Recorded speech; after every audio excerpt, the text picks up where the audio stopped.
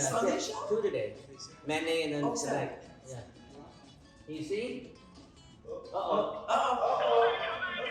There she is!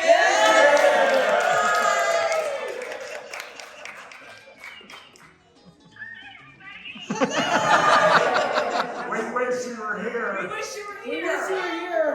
All right, so just really generally for everybody who's in here, can you explain what part you had in the Herbie movies? Well, I was in a movie called Herbie Goes Bananas, the fourth installment of the original film, of course in '69.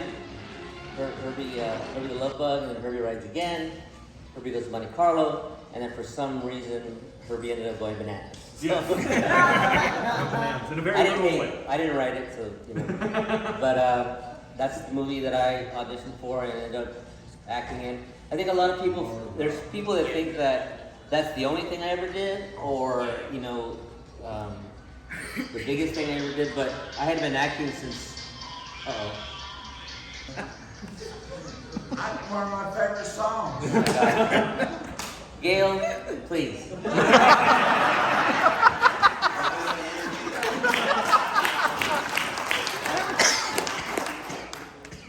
All right. So, As you were saying. as I was saying, but I had been acting since 1973.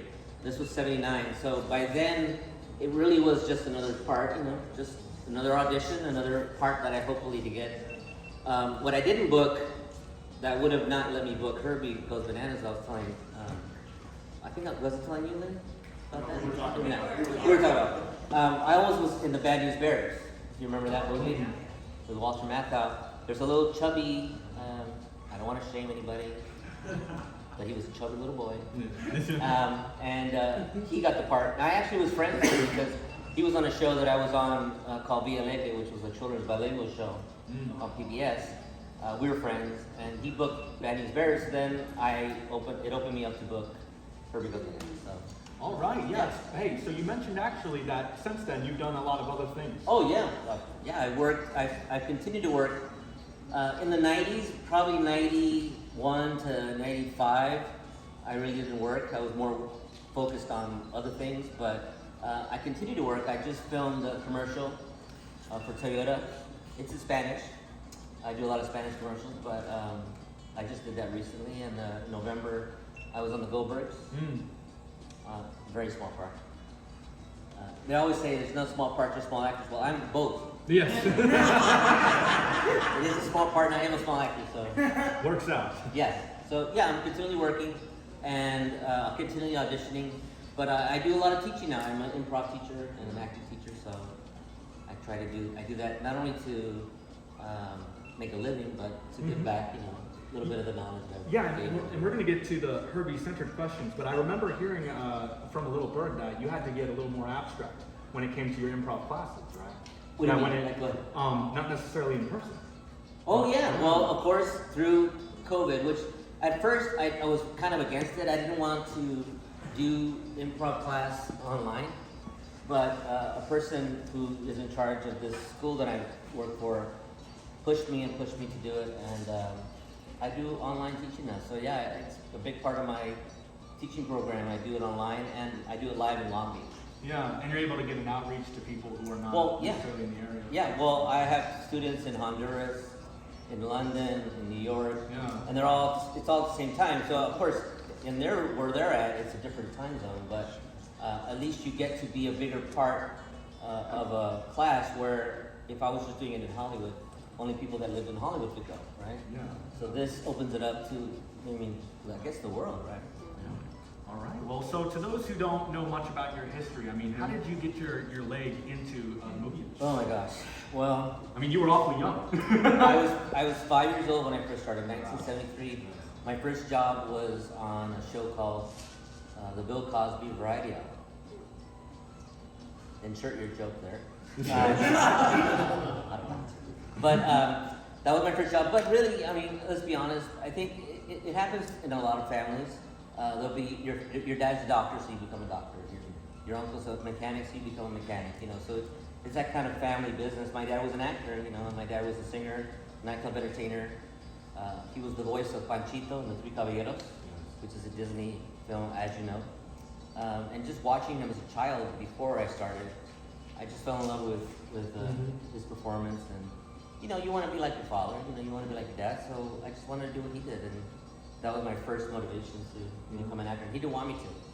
He wanted me to be a dentist. He's like, you don't want to be an entertainer, you don't want to be in the entertainment business. I want you to be a dentist. So for many years, I was like, okay, I'll be a dentist, but it didn't work out. Yes, I see. Unless there's a double life you're not telling us about. No, I don't do dentistry on the side. So eventually you ended up in a Herbie audition. Yes. So as far as I can remember, of course, this is when I was about 9 or 10. So it's a foggy memory. But it was the Walt Disney Studios, and a lot of children auditioned for it, maybe 500 or 600 young boys, And they whittled it down until there was only 2 of us. And another weird thing was that the kid that was up against at the end, his name was David Yanez. He was on the show with me via Legend for many years, so we knew each other, we were friends, and there was only a few Latino boys in those days, maybe 10 of us, and we all booked those parts.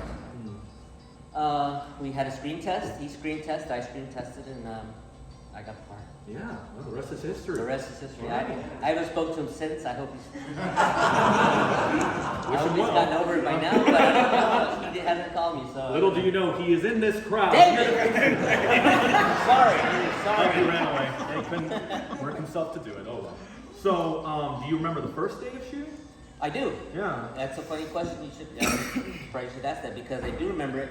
First of all, we were in Puerto Vallarta, and it's the scene where I just stole the wallet from Richard Jekyll, the 3 bad guys, and then I run across the street. And that was kind of a stunt too. Yeah. Because there's cars going like this, like a bus, and I had to go right between them. Oh my God.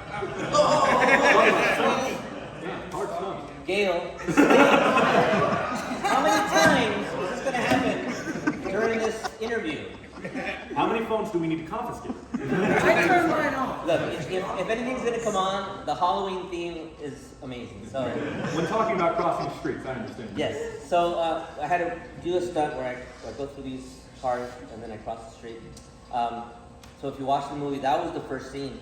And I just remember standing there, and seeing the cameras and the lights and all the crew, and I just felt a little overwhelmed for a moment. I was 10 years old, and I knew that a lot of the movie was on my shoulders, and I was for a moment I wasn't stage fright, but more of anxiety. Yeah.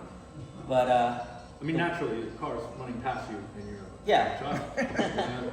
But I fell down during that first scene in the first movie, and I cut my knee wide open. Oh. So it almost ended before it started, but I didn't need stitches. It was just a really bad cut, but I didn't need stitches. Did they have to reshoot it, or did they use it? No, if you watch the movie, half the scene I don't have a cut, and half the scene I do. Wow. So, all right, we got something to look over again, people. All right. We're going to break it down into storyboards. Oh my God. Pre-cut. Post-cut. Yes. So that's what happened. So yeah, so that's the first scene of the film. All right, very nice. Do you have any specific day of shooting or most memorable moment when shooting? My gosh. There's a lot, I understand.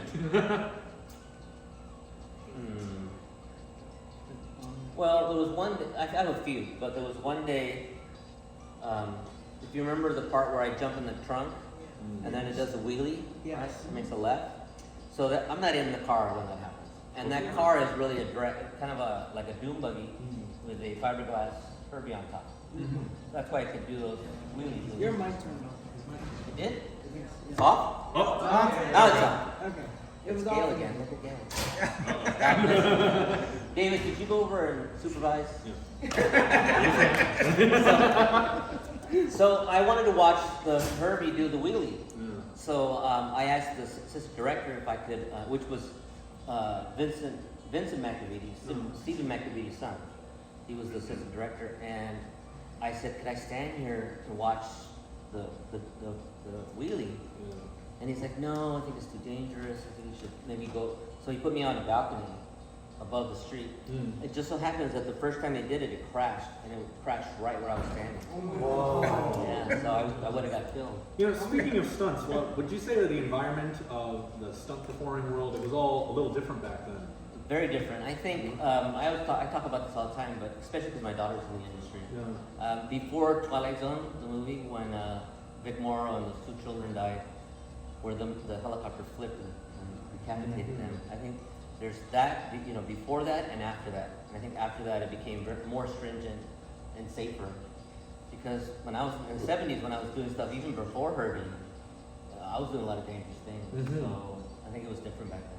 Yeah, right. All the shots when you're standing outside of the car and all that stuff, and it's going down the road, just on top of the car. Oh That yeah, was all that very- stuff. Well, I was telling somebody today that I used to stand, you know, through the roof, and a lot of the movie I did that. Yeah. But I wasn't strapped in, or I didn't have any safety equipment whatsoever. I was just standing there. And the car, you can see the car's going 30, 40, 50 miles an hour. You can imagine if it hit something, or if I Yeah, no, rolled absolutely. over or something. So, Well, luckily we don't have to deal with that anymore as No much. more. Hopefully not. no more, not as much. We gotta keep an eye out for the low budget films, right? Okay, well, how much interaction did you have with your co-stars? Oh, a lot. I Yeah. mean, honestly, especially Harvey Korman, I became friends with him. Yeah. I just reconnected with his son, Christopher Korman, on the internet. Of course, you know, the internet is a great thing in that respect. And he had told me, you know, it kind of choked me up. I'm going to get choked up now, but he said that Harvey Korman considered me like a second son. Wow. You know, so yeah, we were really close. And I saw him up to the end because he used to do shows with Tim Conway. They used to do like a variety act, you know, and was it better now?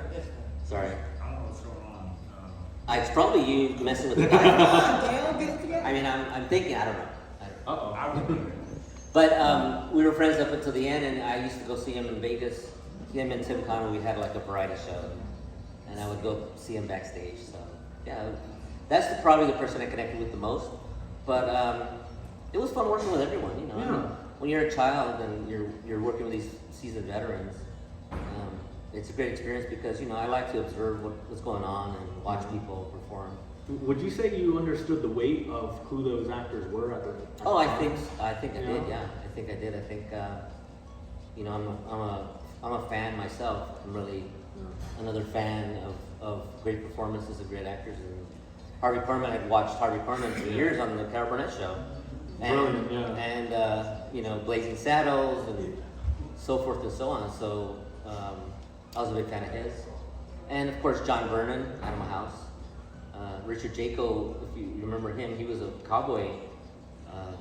Like he played villains a lot. So my dad was a big fan of his. So yeah, and Charlie Martin Smith, American Graffiti. So you know, these are all big giant stars that You know, put together at Disney once. got for the movie. Yeah, pretty intense. Yeah, especially considering the role you had. You had a lot of scenes where it was just you and Herbie, right? A lot, yeah. What did you have to do to prepare yourself for those interactions? What was going through your head? Well, for me, what I did, and people often ask that same question, is what I did is I pretended. At that time, I had a collie named Duke.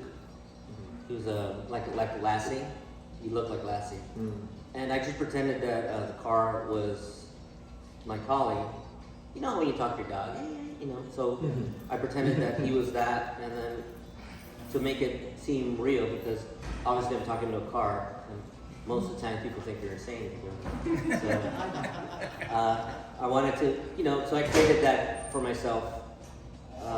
But a lot of times, I don't know if people realize it, but a lot of times it was Vincent McVitie, the director, that I was talking to.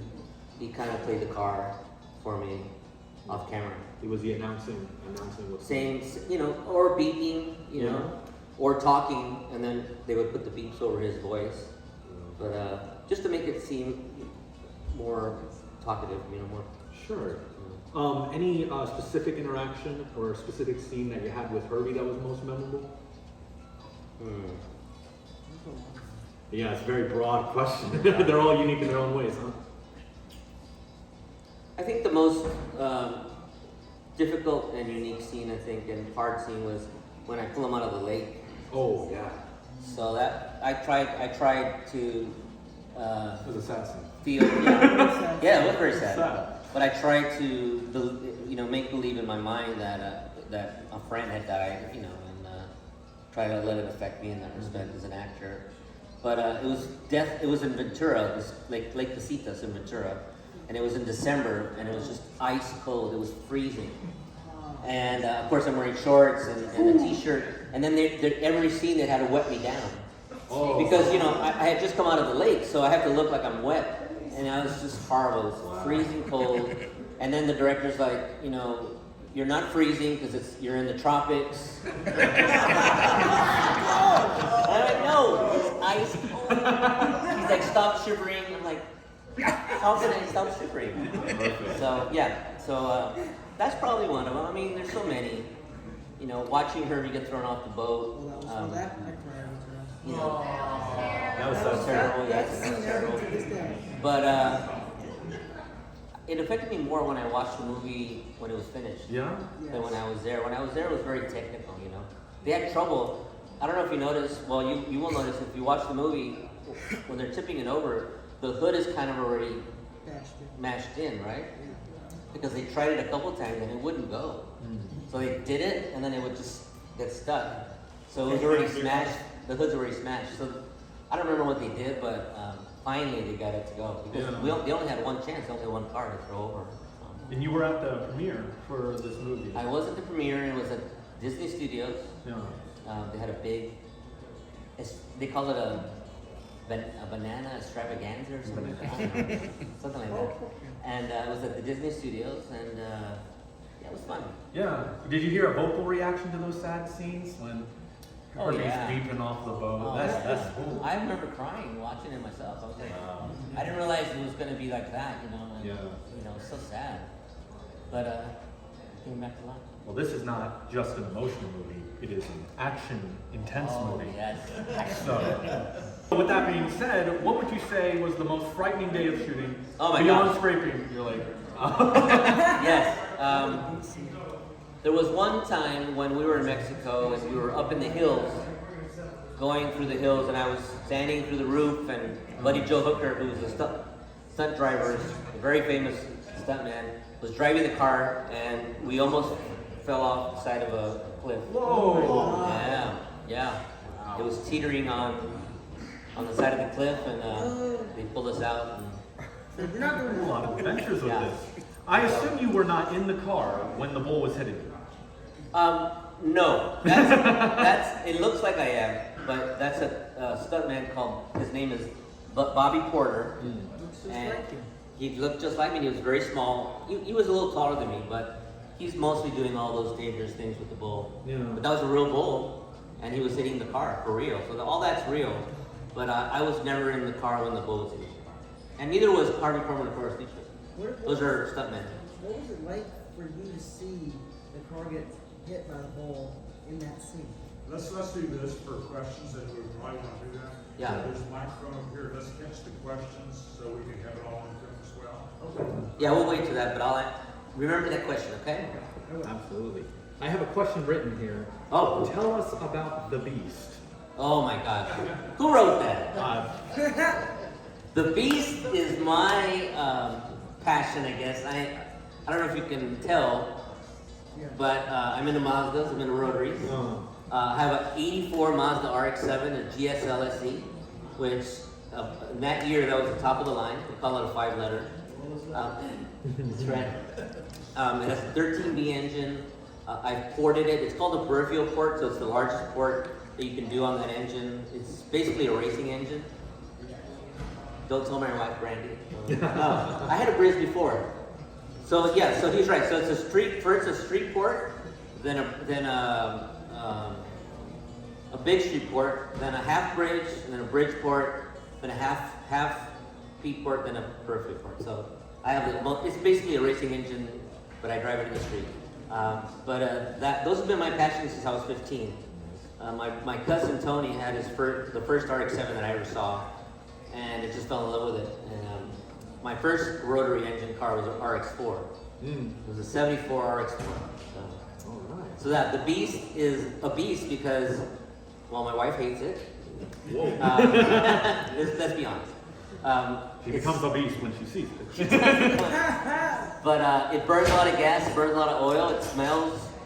Kind of reminds me of a VW. Oh In a yeah. lot of respects. I suppose you know a lot about that. But yeah, that's what we call it the Beast because it has 300 horsepower, but it only weighs 2,400 pounds. So it's a good weight to horsepower ratio. Yeah. You know, having conversations like this at the table, it takes a lot of improvisational skills. Sure. Um, You're doing well, by the way. Oh, thank you. Yeah, you're welcome. One of my first times. Yeah. With that being said, could you tell me any more about this improv studio that you have? Well, we have a studio in Long Beach. It's called the Aurora Theater. That's where the studio is based. It's in the kind of a little village area in downtown. I mean, not near downtown, but near Lakewood. So Lakewood's right next to Long Beach. I just started there recently because of COVID. But we have a beginner's improv class that runs 8 weeks. And then at the 8th week, you get a show if you're in the class. And people, invite their family and friends. And we do an hour show, and it's a lot of fun. And you participate in the show with I do. I'm basically like the host, and I also participate in a few of the sketches. Would you say you like being behind the camera or performing in person more? Oh, performing is my passion, yeah. All right. I mean, I've directed and produced, but performing is my passion, my forte, yeah. Yeah, you like seeing the expressions from the I audience. do. I see the expressions, reactions, I do a lot of stand-up too, and, just that instant gratification that I love. The theater, for me, is an amazing process, so that's what I love to do. Any jokes that you have on hand that you can you tell? Oh my God. Not. Any clean jokes? Clean jokes. We're on camera. Well, I don't, when I do stand-up, for example, a lot of it is just talking about what I've gone through in my life, what I've gone through as a child actor. Unfortunately, my parents were alcoholics, so I tend to make jokes about living with alcoholics and all that. I'll tell you something that's fun, and I think it's funny. But growing up, a lot of kids have chores, as you probably did. Your father would say, Joaquin, maybe take out the trash. Joaquin, go get the mail. But that didn't happen in my house. My house is different. My dad would say, Joaquin, go on the roof and get your mother down. My dad would say, Joaquin, turn off the sprinklers, your mother's asleep on the lawn again. But what are you going to do? You can't pick your family, right? Yes, I suppose. So where can people go to see you perform? Well, I perform mostly in Los Angeles, Laugh Factory, Comedy Store, Ice House, the Aurora Theater in Long Beach. And I do a lot of little theaters too that you would never know, unless you lived in LA. Sure. All right. But you can watch me on YouTube, on my Facebook, Instagram. I have stuff going on there too. All right. Hey, you heard it here first, folks. Yes. What would you say, bringing it a little bit back towards the Herbie, but with your father, Yes. how much did he contribute when it came to starting off? Like I said, I think he had experienced the good and the bad, and the ugly, right, of entertainment, especially because he started in 1929, was a dark Mexican actor, dark Mexican singer, and experienced a lot of the racism that happened in those times. So I think that held him back in his career. Was he still working around the time that Oh yeah, he was starting? yeah. I was born. He was 57 when I was born, and in '69, I was born '68. '69, he did Red Sky Morning with Richard Thomas and Desi Arnaz, which was a big film. He was on Mannix, Love Boat, Sanford and Son. Did he ever Police take you Story. to any of those? No. But just watching him wanted me to do it, and he didn't want me to do it because he wanted me to be a dentist, like I said. But I kept bugging him, and he's like, "All right, fine. Let's see what happens." And here we are today. So what was it like growing up with a family that has a familiarity with acting, to now even your own child having a familiarity with acting? How's that influenced your entire life? Oh my gosh. I think it's really shaped who I am in my life. I think, when you're growing up in the business, a lot of times child actors don't transition into adult actors. A lot of people are great child actors, but they're not great adult actors, or they change their careers. They don't want to be actors anymore. They want to be doctors or lawyers, whatever they do. But I just ended up being an artist, and I think a lot of it has to do with whatever I'm dealing with in my own life, as far as therapy is concerned, my own hang-ups, but I just want to perform, make people laugh, try to give them a piece of joy for a moment that maybe I'm missing, or maybe I missed, so that's probably what it is. But now, really nowadays, especially in Hollywood today, I just do it because I love to perform, It's the craft that I love about it. So. Hey, that's beautiful. Yeah. Any sort of endeavors that we need to look out for? Any new projects that you might be? I think I want to get a spoiler for the rear of the 7. Oh wait, is that what you mean? Oh no! Don't tell Brandy. Okay. We're on camera. Oh shit. No, I think right now we're working on again continuing to teach improv through the companies that I work for. I'm constantly auditioning, constantly trying to book a job, any job, and helping my daughter with her career. But I don't think she needs any help. I think she's gonna do fine on her own. So yeah. She's in a Disney Plus show? She's on Disney Plus right now. Called a show called Diary of a Future President. She's the co-star. She's basically the Laverne to the Shirley of the show. That's what they compared her to, or that. We only got 2 seasons. They didn't get a 3rd season, but it's still on Disney Plus. And then she's on a show called Pen 15 on Hulu, and she's constantly doing. She does a lot of voiceover work, so she does a lot of that. So. All right, like grandfather, like daughter. I guess so. Granddaughter. And she's doing a show pretty soon. She's in Little Mermaid. She's playing Sebastian. So she'll be on. In the performance. I was Yeah. thinking of the live action. No, in the performance. Very good. All right. Hey, any final statement you would like to have for all of us Herbie fans before we go into the questions? I guess all I have to say is that I'm so honored and proud that people still consider Herbie something special, and the love for Herbie and the love for the films, it's not just, it was at one point just another job, but I think it's become such a big part of my life. And of course, Gail here has just been a driving force in getting me in all these places, and we appreciate that, Gail. We love you for that. And I just, I'm very, very blessed to be here, and I'm just excited to be here and having fun doing it. All right. Hey, we're glad you're here too. Can we have a hand for Joaquin? All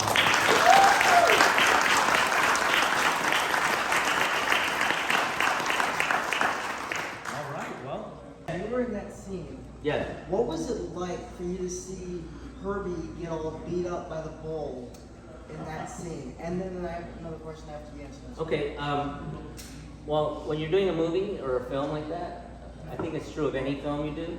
It's a prop, it's not, as you're doing the film, it's not really like, he's not really alive or really Herbie, so it's just watching a prop being used or a stunt being done. So I really didn't have any feelings. You have different feelings because you're watching a finished product. Right, we're watching the finished product. When we're doing it, it's interesting, and wow, look at the real bull's hitting the car, but not more than that, yeah. And then my second question is the plane scene. Yes. What was your favorite part of that scene? Oh, I guess the part where he's kind of rises up and it starts to chew on the tail. And I don't know if you can tell, but that was done in the studio. That wasn't really out in the. Yeah, so that part's fake, in the studio with a green screen. Yeah. So I guess that was my favorite part. I mean, I don't think that's my favorite part of the movie, but. My favorite part is when you say that quote at the end when the plane falls out. Could you say Which that? one? Which The one? part when they catch the bad guys and when the girl comes to the sunroof and asks if you're okay. And Right. What do I don't remember what I you're said. like, Ocho mi, we okay. You ought to see those other guys. Oh, Ocho me, we okay. You should ought to see those other guys. Hey! He knows both better than I do. That was awesome. Thank you. Wonderful, wonderful. You have another question here? Yeah. Okay, I asked this earlier today. Yeah. But during the whole scene after you were rescued from those guys by Herbie, Yeah. you drove off, and there was the whole song. I believe most people would know it as "I Found a New Friend." Yeah. How did it feel like going through the process of all the different scenes and everything during that? How did it feel? I get, like you said, Herbie was a prop. Yeah. But how did it feel to actually like be there during all that? Like, how did it feel? Well, there's a few things that are weird about movies is that most of them aren't shot in order. So the scenes you're thinking of might have got shot in the middle or the beginning. Some of the scenes, the beginning scenes are shot at the end. So there's really not a through line. You know, you're watching the movie, so you're seeing something, you know, beginning, middle, and end, and an arc. When you're filming it, it's just all over the place. So there's really not a way to feel about it. You just have to know how you're supposed to feel at that moment in the script. Okay. So that's kind of how. I mean, when I watch it, I where you're feeling, where you're saying. But during the filming of it, it's not really like that. You know? Okay. Follow up, I guess, to that. Is Yeah. that when you were doing this, did you ever think that you would end up inspiring somebody or inspiring millions of people to end up like, perhaps even just wanting to be you? Sure. I don't think any actor feels that way. I'll be honest with you. I think for a lot of them, it's just a job. And at the time when you're 10 years old, it's really just trying to get through it. But you hope that your art or your creativity touches people. You know, I'm sure Picasso and Monet and all those guys painted and hoped that someday somebody would look at his painting and be inspired like that. So you kind of, as an artist, feel that way. But then there's also the other side where it's just work. You know, just have to get through it. So that's the two sides of that coin, I guess. Okay. But I'm glad that it did as an adult, and today I'm glad that it touched so many people, and I'm glad that it keeps touching people, and I hope in the future, even when I'm gone, that it'll keep touching people, you know. People watch my dad's film, The Three Caballeros, and I'm sure they're inspired to go to Mexico or sing a song, you know, so it continues to do that, so I hope so. Yeah. And I can honestly say myself that it definitely inspired me to get into the whole glad. Herbie fandom and everything like that. Good. If it's okay, may I get a hug? Oh, of course, yeah. Of course. It's all right.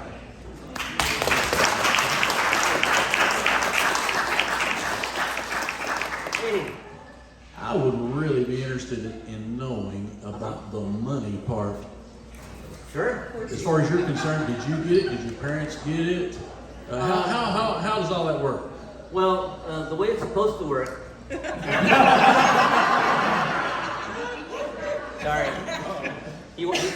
You asked, I'll tell you. But there's a wonderful one of my idols, Jackie Coogan, who was the kid in the movie The Kid with Charlie Chaplin. And if you watch that film even today, it's an amazing movie and it's an amazing performance that he gave. But he was like one of the first big child stars, and he was making millions in the 20s.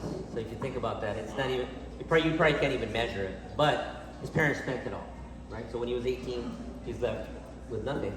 So they made a law called the Jackie Coogan Law, where Screen Actors Guild takes 15% of whatever you make, the gross, and puts it away into a trust that nobody can touch until you're 18. Well, I don't think that's true. Because, my parents did use a lot of my money, most of my money, but I don't think they had any ill will towards me or were trying to steal my money, even though a lot of child actors have gone through that. I mean, we got Gary Coleman, Ricky Schroeder, Corey Feldman. I mean, it's happened a lot. So there's got to be some weird loophole. But when it comes to my daughter, 100% of her money has been put away. So she will get, her money to go to school or buy a house or whatever she wants to do. But I have no regrets of what happened or any ill feelings toward my parents. Whatever happened, and I didn't have any money left over when I was 18.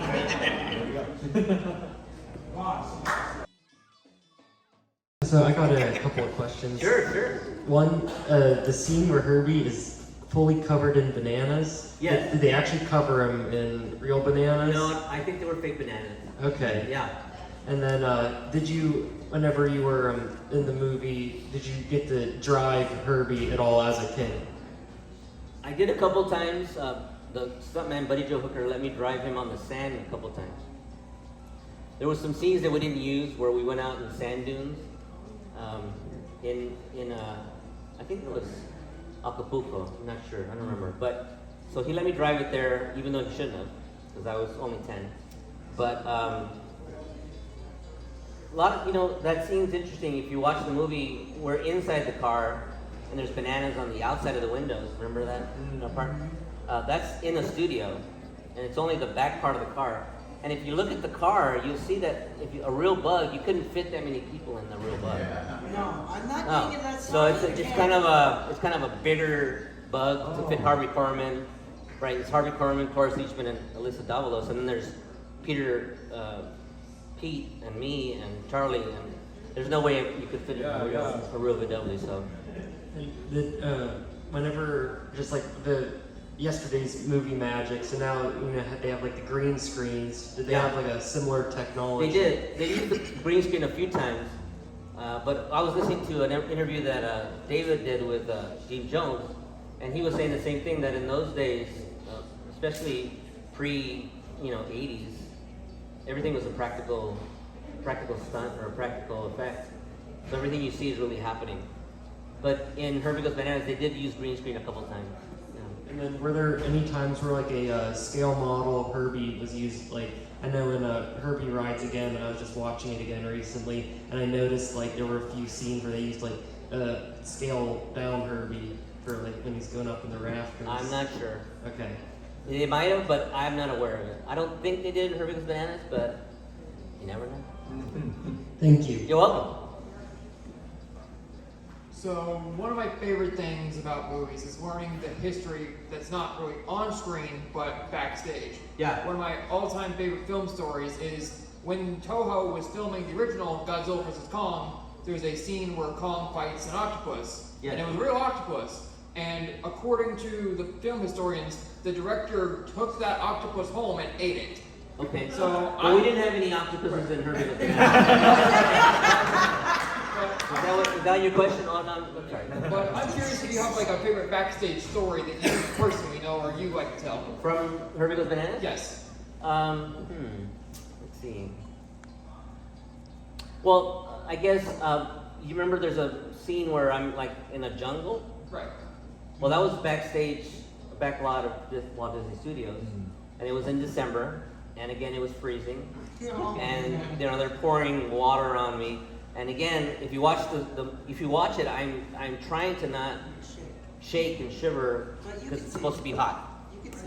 But you can see it. So it was horrible and fun all at the same time. And there was no octopuses in that jungle either. Yeah. Fair enough. But Yeah. is there a favorite interaction you had with an actor while the cameras were off, or a story you? Oh yeah. I mean, mostly with Harvey Korman. He and I joked around a lot, and I would watch him, and he was one of my idols. So, I don't know how to explain it, but it's being around your idol, but you get to work with them. So it's kind of a weird fan actor thing going on. Right. But probably with Harvey Korman the most. Everybody else was nice, but Harvey was the nicest and the kindest to me. That's pretty much all I had. Oh, you're welcome. Hey, How's how it are you? going? Good. Good to see you again. Good to see you. Oh, thank you, Steven. First of all, everybody after this, go on YouTube and watch Uncle Mateen's Sword Trick. It's like one of my favorite YouTube videos. So, You sorry. see that? Oh my gosh. I used to be a big fan of Chuck because my name is Chuck. And, Yeah. Mark Christopher Lawrence was on Chuck, and then they did that sketch, and I was like, wait a second, I know that guy. Yeah. So it cracked me up, and I saw your picture from the 50th, and I was like, is he the guy from Uncle Mateen's? Yeah. Oh my So God. anyway, that's another crazy story. I wanted to talk a little bit about that because it's a really, really funny sketch, and it kind of went pretty viral. So could you talk a little bit about, because it's a really clever sketch, and you do a lot of sketch comedy and stuff, and kind of the process behind making a short like that versus making a more long form. Well, the the producer of that, he was friend of a friend. Again, internet, Facebook. He was a friend of a friend who produced that. I don't remember his name now. That's how many friends I have. But he asked me to do something else with the guy who played Mateen. He's a stand-up comic. Yeah. And then they came up with this sketch, and then he said, "Well, I think you play this handicapped person." I was playing a handicapped, the character very well, and we just met up out in the desert somewhere. I don't even remember where it was, to be honest with you. And we shot it, and it was fun because I love Indiana Jones, and that scene is amazing, And the story behind that scene, the original scene, is just as crazy as that. It's wild. Yeah. I So. don't want to spoil the sketch too much, but yeah.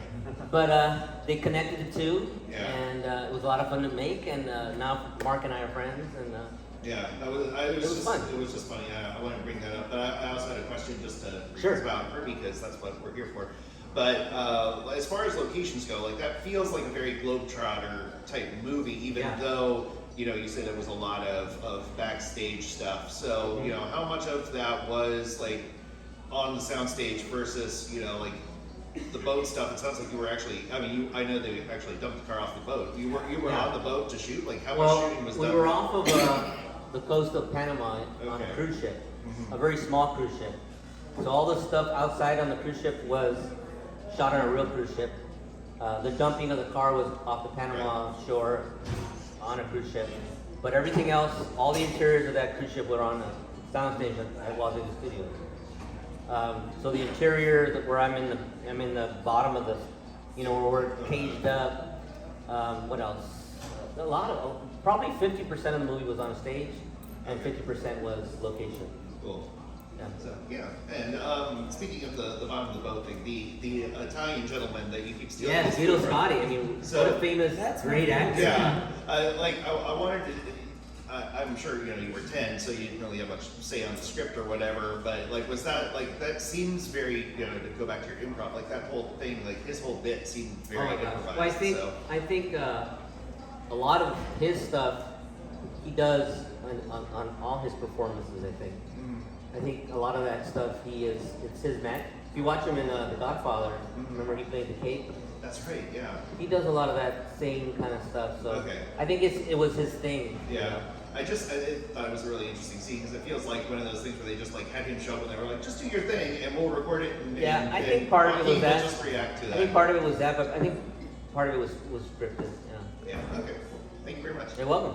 My first question is, when you first went to audition for Herbie Goes Bananas, had you had any previous knowledge of who Herbie was? Oh yeah, I knew exactly who it films. was. Yeah. Oh yeah, I mean, we shot that in '79, and Herbie the Love Bug came out in '69, and then Herbie Writes Banner, Herbie Goes Monte Carlo. So I watched all the movies. I was a fan of Herbie, yeah. So that was for Herbie Goes Bananas, was a big audition gig for you? Oh yeah, it was a big audition gig. It was another audition, but a big one, yeah. Yeah, for sure. And then when you guys were filming in Panama or Mexico, filming the scenes on location, when you were over there, did the locals know what was going on? Did they know that I think the locals being made? No, I think the locals just knew that we were filming something, so they'd come and watch. But I don't know if they knew who Herbie was exactly. Maybe they did. I don't know. Oh, okay. Yes. Yeah. All right. Thank you. Hi. I'm just a little nervous. Oh, that's all right. Yes. I am too, yes. Gail makes me very nervous. I don't know if you guys knew that. It makes me nervous.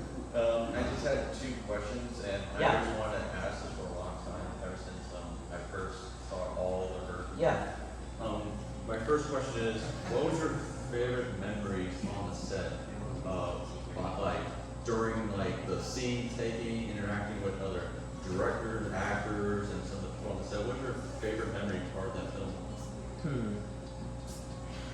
Probably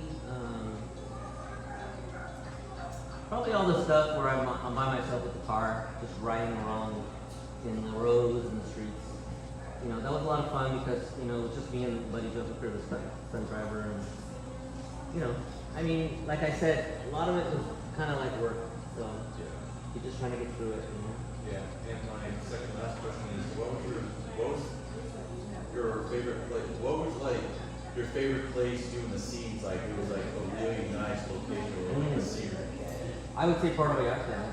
I mean, even today it's a beautiful place, and it was back then. Yeah. And you know the film Nani de Bana made that famous, that city, so. Yeah. You know, it was fun. It's a beautiful place. It's still a beautiful area, so probably Puerto Vallarta.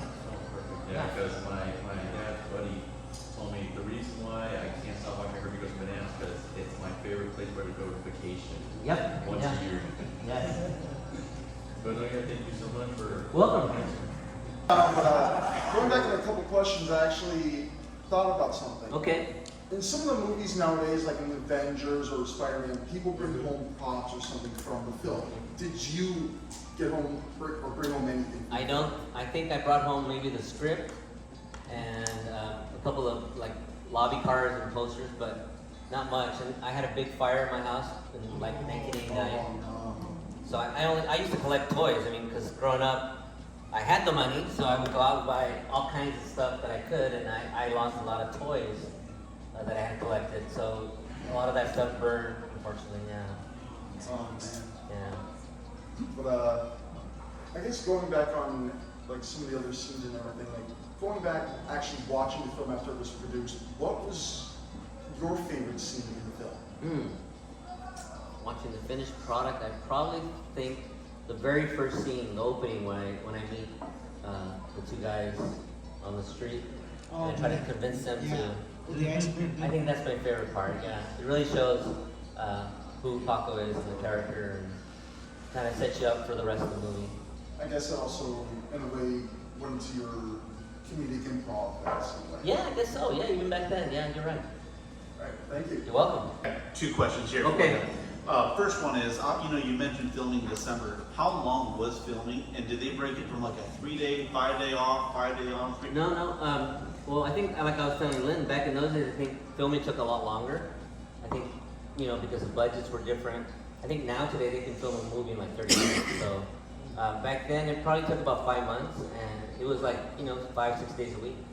So yeah. And then the other question I was going to ask you was, obviously you went from this just being a job to now you got people contacting you on Facebook. When did that start for you? When you realized this was a little bit more to a movie for some people and to others? I would say, we were talking about this with David, is when we first started on the internet, my wife and I, we kind of typed in Herbie Goes Bananas just to see what would pop up, and David's... I'm behind you. Oh, he's over there.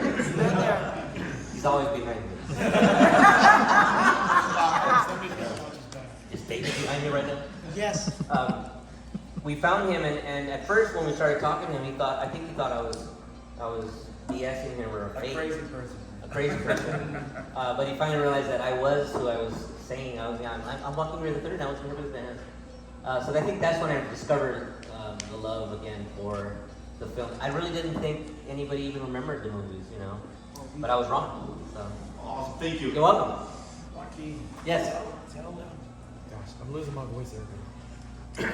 Tell them he came to the very first Herbie show in 2000. Yeah. And he and Brandy paid their way in getting, not knowing anybody. Nope. Just barely talking to me for a short amount of time. And we had an amazing time. But I was just asking him, what did you feel like when you saw Herbie again for the first time? Yeah, so he's saying, how did I feel when I first came out to Florida to meet David and the few fans that we had there? I hadn't seen Herbie since I shot the movie, so it was, it's kind of nostalgic. It's kind of, a lot of memories start pouring back in. Unfortunately, my mother died when I was 13, so 2 years after Herbie, and then my dad died when I was 20. So, you remember all that. You remember them, because they all went with me to shoot the film.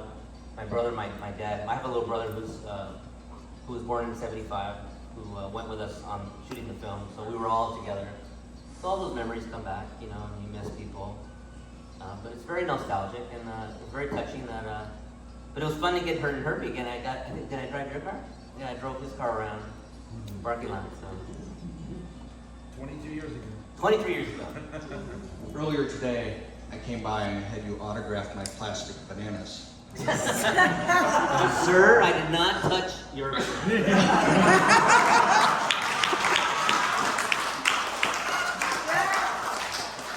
you told me a very ironic story. Yes.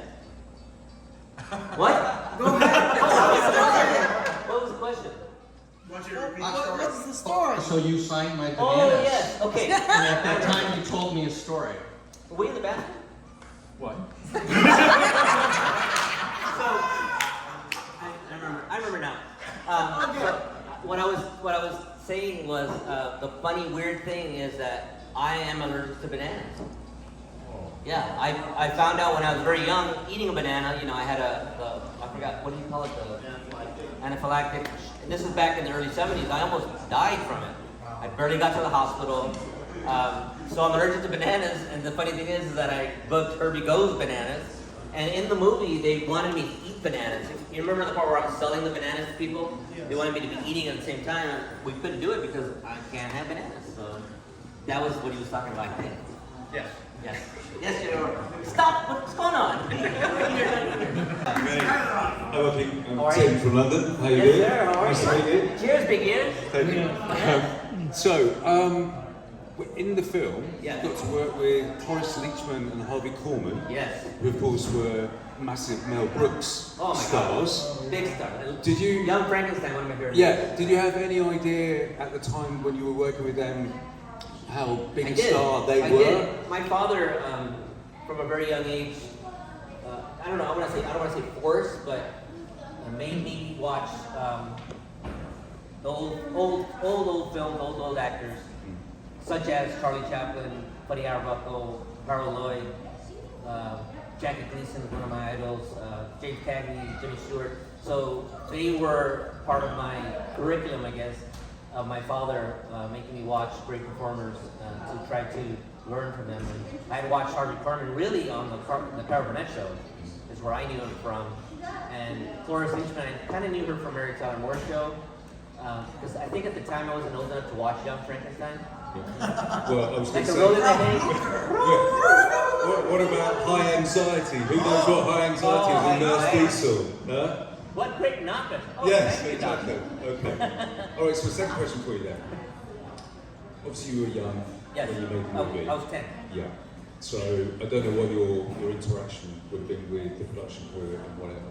Okay. But do you think that at the time, the crew that were working on those films had any idea that it would evolve to be this kind of thing? Because let me give you a comparison. I was a child in the 70s, so the two cars that were movie stars to me were Chitty Chitty Bang Bang and Herbie. Right. Now, Herbie has a much wider appeal because obviously it's a regular car that people can buy. Chitty Chitty Bang Bang isn't. Yeah. But just look what's happened. You know, Chitty Chitty Bang Bang doesn't have the same kind of fandom that Herbie does. You're right.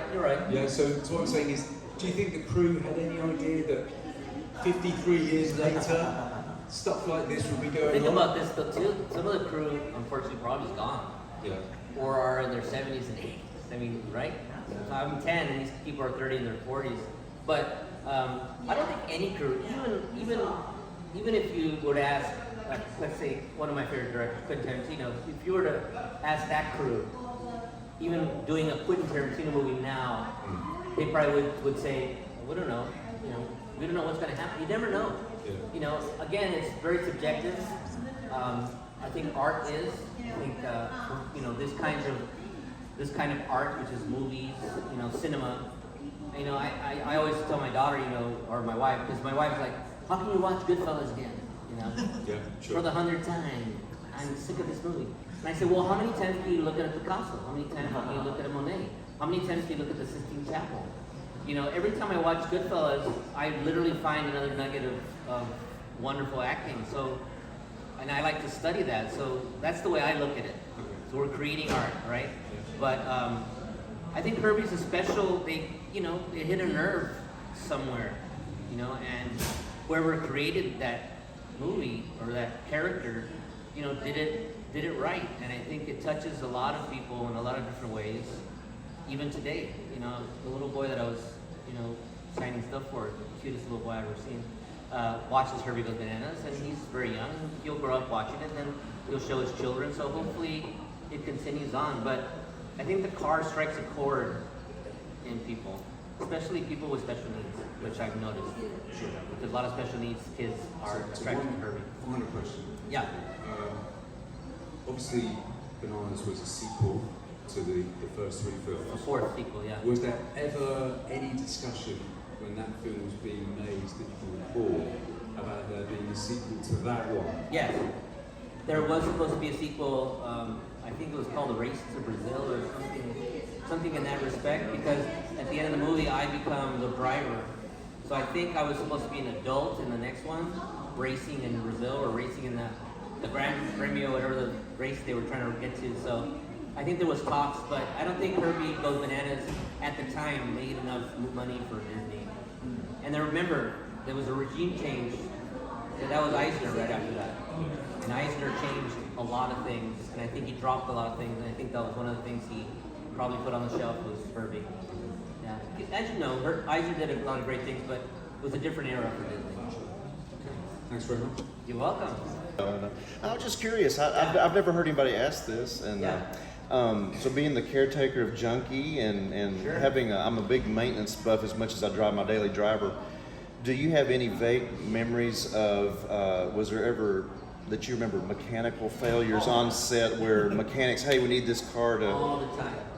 All the time. So they were almost every day. Almost. Really? Oh my gosh. But you know, it's a bug. So broke down all the time, and I just remember, you know, they had like 27 Herbies, so just take another one and get another one out. So I did remember it breaking down a few times. Really? Okay. Yeah. I think a lot of it.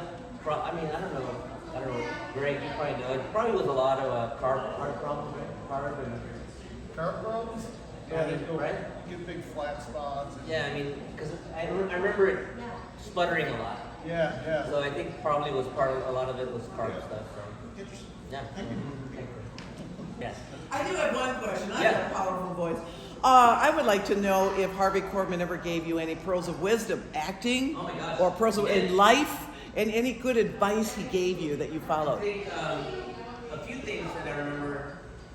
I learned a lot on the set working with him at the moment, right? Most of it's timing, you know, comedic timing. That's the most important thing in comedy is that timing. That moment where a comedian maybe drops his hat, right? It can't be dropped before, it can't be dropped after, it has to be dropped at that moment. That's that timing. When to do it, how long to hold it, waiting for laugh. So I learned that. He just kind of told me to not let, you know, live my life and not let it affect me, you know, in a negative way. I think that was kind of what he was, get an education. Don't let go of your head. Don't let go of your head, yes. Don't let go of your head. So yeah, something like that. Timing from a man who used to break up every time he and Tim Oh would my get together God. on the set. and they'd- My favorite Tim Conway and Harvey Korman sketch is I heard somewhere that Cloris Leachman took a real liking to you during the movie. Oh, really? Was that true, I or? don't think so. No, really? So that's a false rumor. But I'll be honest with you, I don't think she took a liking to anyone. Not just me. You know, my daughter worked with her on Raising Hope, which is a weird kind of circle of life thing. You know? Right? So my daughter was on Raising Hope on one episode, and she worked with Cloris Leachman. Also. So, yeah. Yes. Oh no! Uh-oh. Is it? Yeah. You better censor it. Yeah, I have to tell my Cloris Leachman story. Can we hear me? Yes, we hear you. I was with Dave Evans. Yeah. And we ambushed Dean Jones in 1997. Right. Because he was playing Showboat in Tampa. So we drove up in our Herbies, and he was performing with Cloris Leachman. So Dean comes out, and he was super cool. He loved the cars. He was surprised by them. You know, he autographed them. And Cloris comes out, and she's walking right out, and there's two Herbies right there. She was in the movie with them, and she was completely oblivious to the car, and she just had a panic attack because somebody was smoking. Oh my God. Somebody had a lit cigarette, and she just went crazy. She did not like people to smoke. Yeah. So, anyway, that's my question, sir. All right. Yeah. If Disney decided to make another movie, and they wanted to resurrect some of the characters, Sure. would you be more than happy to go back into In it? a heartbeat. 100%. Yes? Yes. Okay, how would you envisage the story continuing now?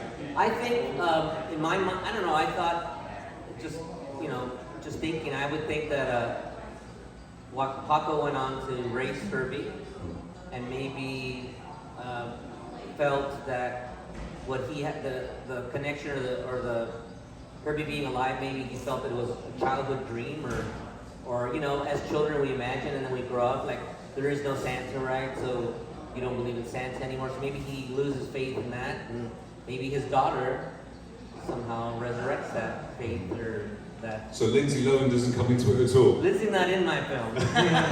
My daughter is Carmina. But Okay. that's how I would imagine it, but again, I don't know. So do you think that if they decided to make more films, that they would be as successful as the previous ones? I don't know. Do you think the audience now is craving something different? Bearing in mind the amount of Pixar films that we have out there, Yeah, that kind of thing. I mean, I think if they did it right, it would be a hit. But I don't know. I think Disney sometimes just puts stuff away and doesn't really want to touch it again. So I don't know. But I would love for that to happen. But All right. Well, let's hope that happens. let's hope that happens. Yes.